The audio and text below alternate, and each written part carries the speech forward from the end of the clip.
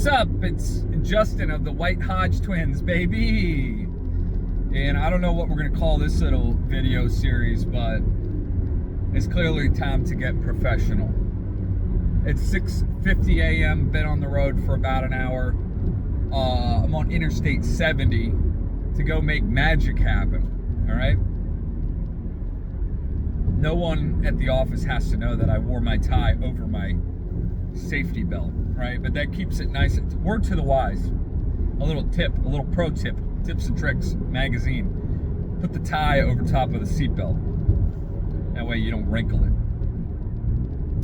Anyway, yeah, just a quick little reflection that I wanted to offer as I'm approaching the place where I'm gonna make my dreams come true. I'm gonna force them to come into alignment with my will. Now, if you're like old Hodge Twins Justin in years past, you might hear something like that, forcing your will upon the world. You might hear something like that and go, well, doesn't that sound worldly? Doesn't that sound like the materialists or even the occultists? Doesn't that sound like it lacks humility? You know, how can you be walking the royal path? How can you be living as an Orthodox Christian and want to wrangle some sort of worldly success out of your own ambitions? Well, the more that I live and the more advice that I get, the more nuanced things become, the more complex. It's easy to look and go, well, meekness and humility mean you don't ever try, you don't ever, get out there and try to build something, because that means you're trying to follow your will and not God's will. But that's actually a misconception that I think is deeply rooted in, we'll say, a misguided perception of the gospel, right, and of the life in Christ. And I don't fault people. It's like I said, I'm still working this out. But to my understanding, and I've gone off on a tangent, I'm far afield from where I intended to be, but that's how the White Hodge Twins do, baby. So I don't have my twin here. He's probably out chasing another dream, or he's probably in his bed. He is probably asleep. The best insults are baby talk insults. But I digress farther and farther from the point. Where was I? Where was I? Let me pause to think. All right, I'm back. So as I understand it, and I'm no theologian, I have no blessing to teach or preach or any of that, of course, but let me muse aloud. Let me share with you what I think that I've gained and take it with a big heaping tablespoon of salt at all times. To my understanding, humanity was created by God to govern the universe on his behalf. So God breathed his spirit into Adam and Eve that they may rule over this corporeal realm. And so with that comes agency, true agency. That's what God gave us when he gave us that divine spark to be able to, for example, for Adam to be able to name the animals. To name something is to exercise one's dominion over it. And that's always the call.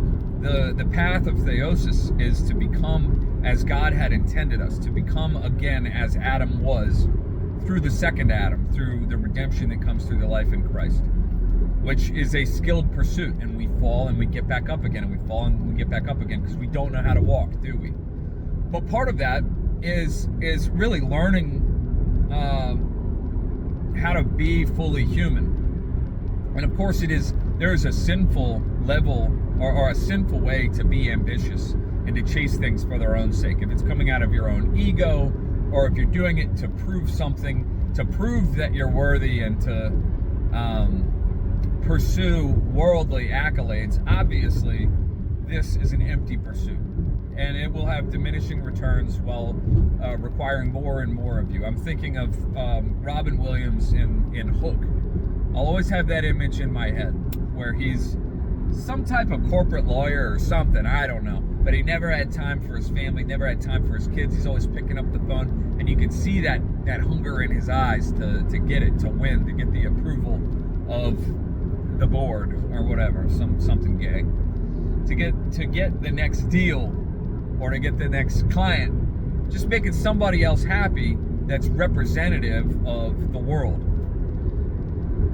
So, long story short, there's a wrong way to do it, and it is this wide chasmic, I don't know if that's even a word, but there's this pitfall that we all will inevitably fall into, but for the help that comes from God when we yield to the wisdom that He has made available to us and these secrets of the universe for how to come back into alignment. And when I say alignment, we're talking about that middle path. We're talking about having drive and exercising it, beating your body into submission, says St. Paul in one of his epistles. I'm not really the Bible answers man, so I can't tell you where that's at, but beating your body into submission. A prize fighter fights for the prize. An athlete runs to win the race. That's a good thing in the human spirit. Now, granted, as we said, it can go awry very easily, but don't make the mistake of thinking, well, I'll just avoid the whole thing altogether, and I'll just be meek, and I will be blessed because I'm poor. Don't let yourself off the hook so easily, because we can deceive ourselves into thinking that our fear of failure equates to meekness or humility. Our fear of failure that leads to not trying or leads to staying in bed and tuning it all out.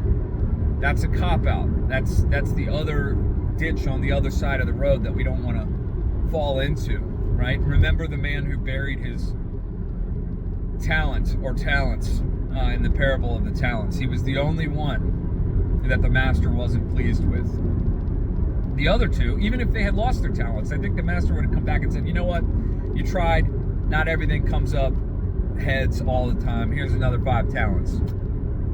But because of their boldness, and they tried their best, they tried to be shrewd, and they trusted, now I'm stretching the metaphor, but if you bring it out of the metaphorical, if we try what's in our human power to the best of our ability, and we stay humble and we don't expect too much of ourselves, we don't expect perfection, because that would be leading from the ego, how easily we're let down whenever we make a small mistake.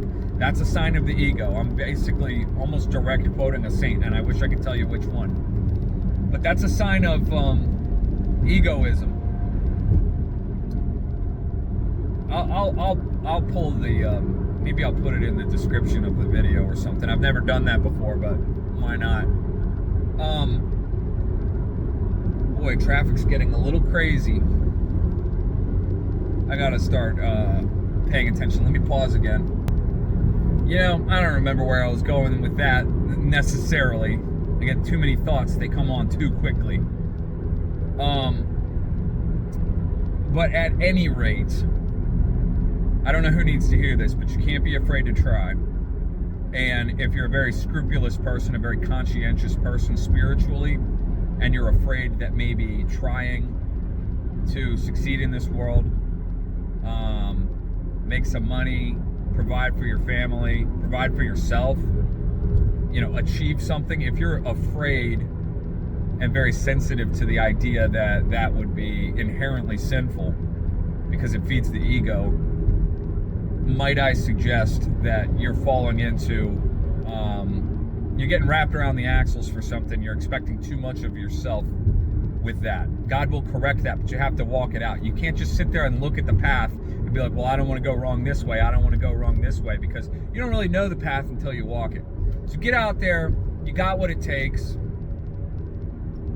You know, I'll quote my godparents with whom I had a beautiful dinner over the weekend with my wife.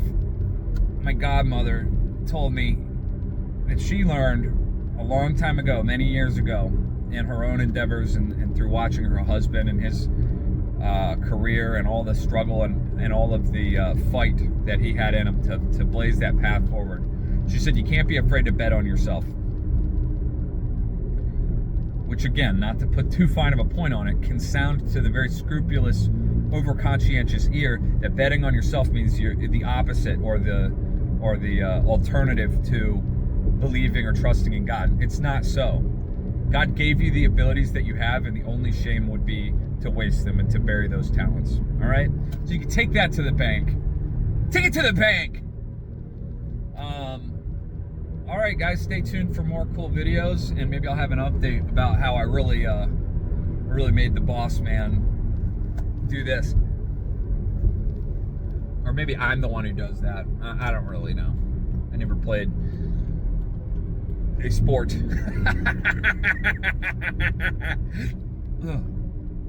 All right, over and out.